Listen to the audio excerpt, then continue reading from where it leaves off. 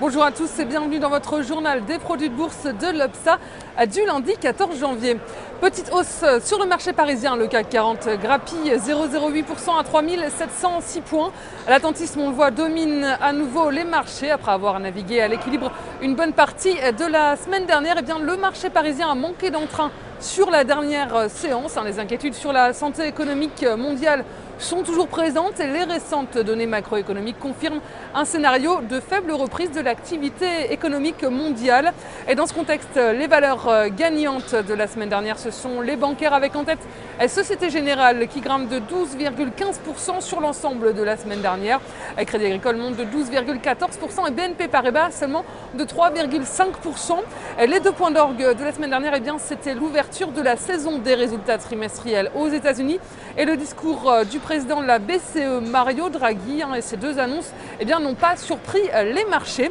Après avoir longuement hésité et navigué une bonne partie de la séance dans le rouge, Wall Street clôture finalement dans le vert. La séance était plutôt calme vendredi aux États-Unis. Les investisseurs prendront position cette semaine avec la suite des publications trimestrielles des poids lourds de la cote. On attend aujourd'hui Morgan Stanley et puis mercredi Goldman Sachs, JP Morgan ou encore eBay.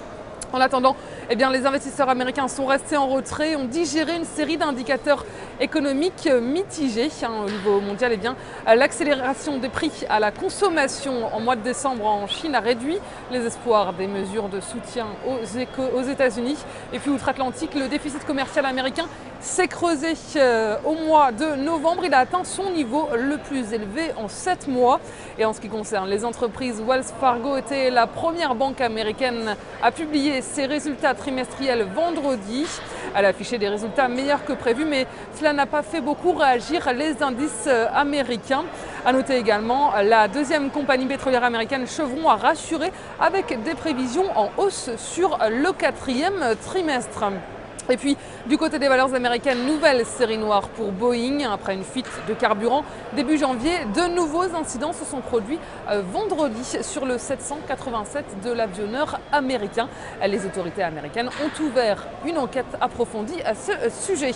Et sur le front des devises, l'euro continue de gagner du terrain face au dollar. Il s'échange à 1,3341 $. Côté matières premières, le pétrole WTI lâche 0,15% à 93,72 $.